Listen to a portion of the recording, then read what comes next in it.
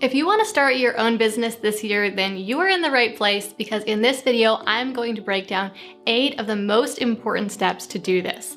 This video is the first episode of our brand new free series, Small Business 101. So if you are in this process and on this journey of starting your own company, then make sure you subscribe to the channel and also that you click the bell so that you can get notified every time a new episode is released and learn everything that you need to know. I also want to let you know that I put together a free checklist of these 8 steps to help you stay focused and on track as you go through this process. So check it down below for a link to download that free checklist. The first step for starting your own business is simply deciding what business to start. Now, I know this might seem incredibly obvious if you've already made the decision, but there are a lot of people out there who want to start their own business, but they haven't decided yet, and they can't move forward. You can't move forward if you haven't made this decision yet.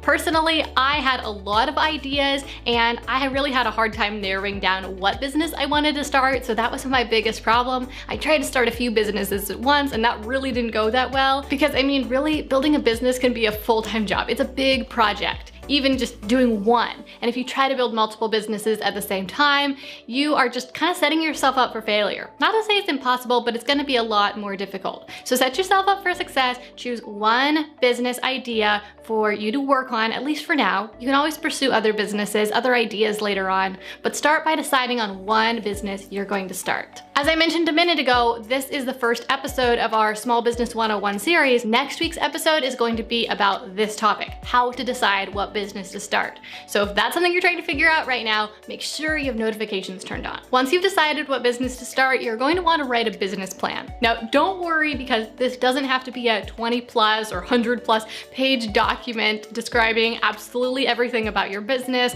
and everything you're going to do in the future. It doesn't need to be that at all. This can be super short, super simple. You can make a business plan that is as short as 1 page, or I have this framework that I like to use that's about 6 pages long, but you can do it in just a couple hours at most. And it is just going to really give you a lot of clarity about exactly what you're trying to do. I mean, you wouldn't set off on a trip without a map, right? Without like queuing up Google Maps, typing in the address of where you're trying to go, especially if you've never been there before. You've never built the business you're trying to build before, and so you should have the best map you can, or at least some sort of plan about where you're trying to go. 2 weeks from today, I'll be releasing an episode walking you through exactly how to write your own business plan. The third step is to validate your idea. Now, this is a mistake that I see the majority of new entrepreneurs make when they're trying to start a business. They have a business idea, they write a business plan, and then they get to work just building their business. They're investing all this time and energy, and they don't even know yet for sure if people want what they are going to be selling. And so they might be building a business that sells a product that people aren't really interested in.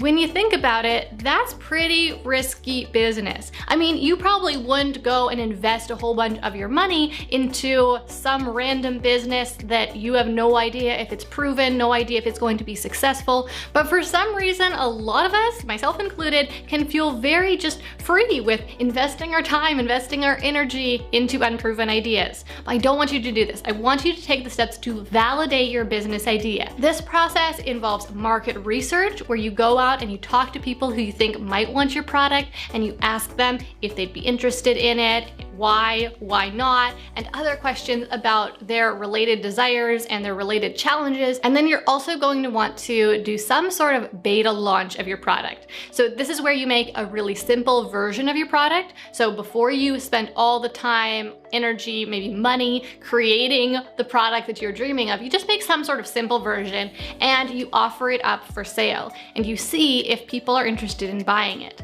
And then once you get those first sales, that really validates your business idea, and then you can go back and build the product out even further and sell it for a higher price point later on. I'll have a video about this entire process coming out in 3 weeks from now. Step number 4 is to set up shop. Now, if you're running an online business, what this means is you're going to create your website.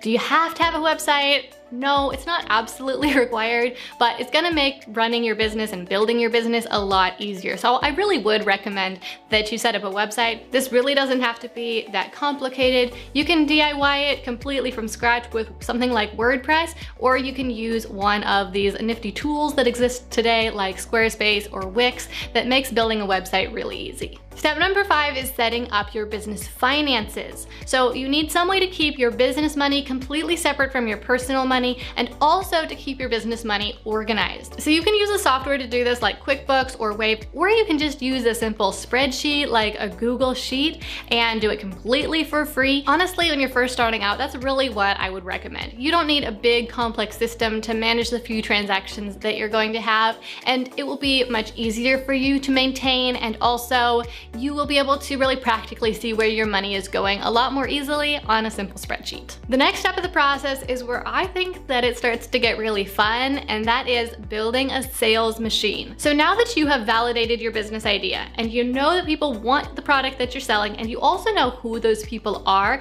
and you've set up your systems, i.e. primarily your website and your money systems, to be able to process more transactions, now you're ready to start to scale. And that means you're going to take your product to the masses and start generating a lot more sales. So in order to do this, you're going to need to figure out a good way to get traffic. This could be just ranking your website on Google, or it could be making content like blog posts or YouTube videos, or using social media marketing, or using paid advertising. There are lots of different options here, but you need some way to consistently get traffic and visibility so that people find out you exist, and then you need a process that takes that visibility and turns it into sales. So this is sometimes called a sales funnel, but whatever you want to call it, you need some sort of process to guide people from first hearing about you to eventually making that purchase. A lot of people, especially those with a marketing bent like myself, want to do this whole sales funnel building process way earlier on in the business building journey. I know when I started my online business, it was one of the first things that I tried to do, and I knew a lot about how to build a sales funnel, but I did not make any sales with my sales funnel. And the reason for that was I was missing a couple really essential things like traffic. Nobody knew I existed, so there wasn't any traffic flowing through my sales funnel. I wasn't making any sales at all, but also I hadn't taken the time to validate my idea. And so the thing that I was trying to sell, nobody wanted it. And especially nobody wanted it the way I was explaining it to them. And so I had to take a big step back and really start over from scratch and validate my business idea first, offer my product directly to people and see how they responded to it. And then I knew how to build a sales funnel that would actually convert, actually make me money. For the 7th step of the process, you're gonna double down on your visibility. You've built this process that can turn your traffic into sales, but in order to make more sales now, you need to rev up your exposure. And what that means is you need to double down on your marketing. You need to get in front of a lot more eyeballs. Maybe this means that you increase your budget for paid advertising, but for a lot of entrepreneurs who are just bootstrapping, it means that they are going to have to get creative and do collaborations to team up with brands that already have audiences and get in front of a lot more people that way. The final step of the process of starting your business is to get some help. You need to hire some people so that you can delegate some tasks so that you can accomplish even more, reach even more customers without having to work crazy hours yourself. Because here's the truth, being an entrepreneur can be a very time-consuming thing. In fact, it can consume your entire life. And I really don't want that for you, and I don't think you want that for yourself either. Even if you love what you do, even if you are super passionate and you want to spend all your time doing it, there's still a cap on the number of hours that you have available to invest in anything. And so if you want to grow your business beyond a certain point and have an even bigger impact on the world, then you're going to have to get some help.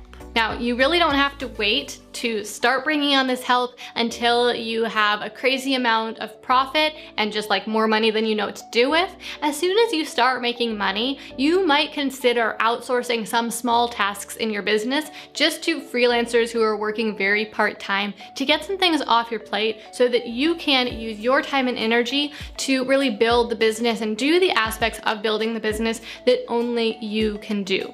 There are some things that anyone can do, but to advance your vision for the company, there will be some things that only you can do. So now that you understand the 8 steps of starting your own business, what I want to know is, where are you in this process? Have you decided what business you want to start? Have you written a business plan? Have you set up your website? Have you made your first sales? Tell me down in the comment because I'm really curious.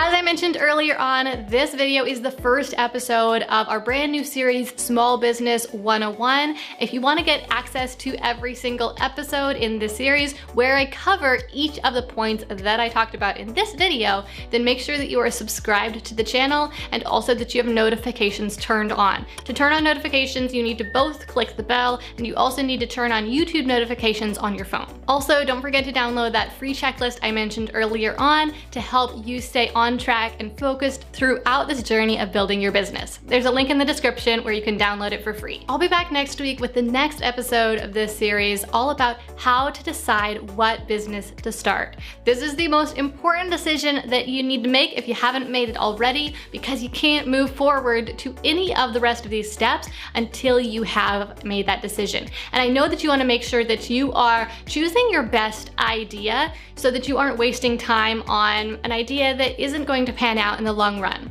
So if you'd like some guidance on making this important decision, then be sure to join me again here next week.